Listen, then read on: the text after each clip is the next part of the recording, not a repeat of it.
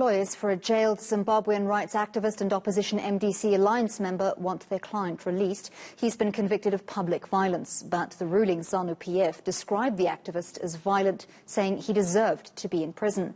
Pindai Dube brings us this story from Harare. A Harare magistrate convicted and sentenced Makomborero Haruziwishe to 14 months for inciting violence against President Emmerson Mnangagwa's government and resisting arrest. The court that dealt with the matter did not properly assess the evidence, because if it had properly applied its mind to the facts, it definitely would not have arrived at the decision to convict. In other words, the evidence that was presented by the state in court did not support a conviction, and therefore we believe that the decision to convict was wrong at law.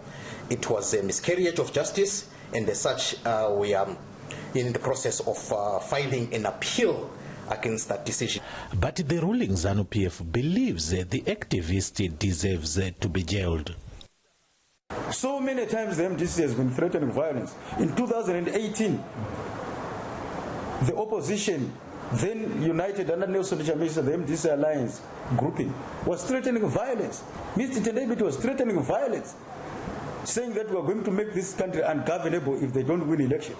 It is in the DNA of the MDC to be violent. But let me tell you, it is quite unfortunate this time around.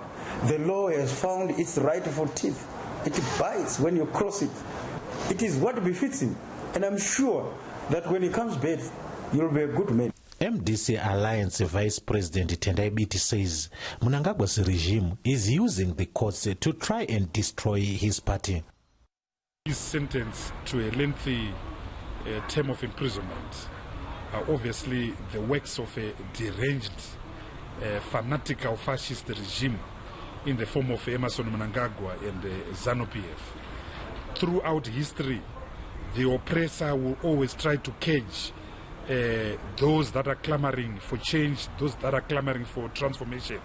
The apartheid state did it, and Nelson Mandela was jailed for 27 years. Meanwhile, MDC MP Joanna Mamombe and youth leader Cecilia Chimbiri remain at the Chikurubi maximum security prison for a month now after being denied bail for allegedly violating COVID-19 regulations.